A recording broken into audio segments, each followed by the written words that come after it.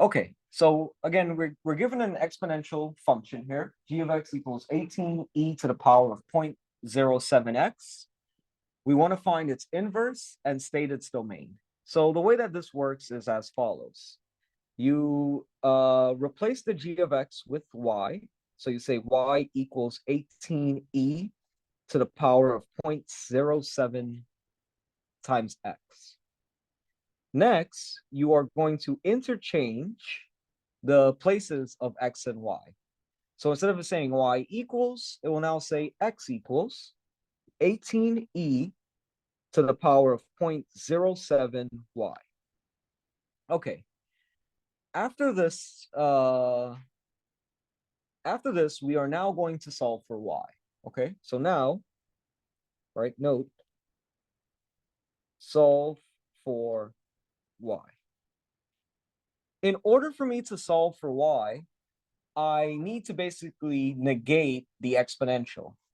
In order for me to negate the exponential, I need to make sure that I take the ln of both sides. But before I do that, what I can do is I can divide by 18 on both sides. Okay, so when I divide by 18 on the on both sides, on the right, the 18s will cancel. So on the left-hand side is x over 18 equals e to the power of 0.07y. All right, now I take the natural logarithm, ln, of both sides. So this will give us ln of x over 18 is equal to ln of e to the power of 0.07y. For the ln of e to the power of 0.07y, ln and e cancels each other out. This will just give you 0.07y.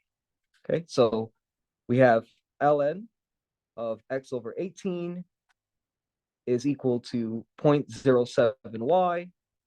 To get y by itself, we divide by 0.07. So here when I cross out that 0.07 on the right-hand side, you get y by itself. So I'm just going to rewrite it the other way around. I'll say y now is equal to ln of x over 18 divided by 0.07. So this is one way of writing out your answer. Another way is saying that the ln of x over 18, you can actually use the quotient property for ln. You could separate it as ln of x minus ln of 18. So that would be your inverse.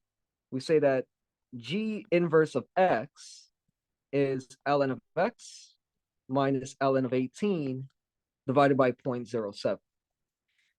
Now you just got to state the domain of the inverse. When you want to state the domain of the inverse, the value of x has to be bigger than 0. Okay, so this is all true as long as x is greater than 0. So in interval notation,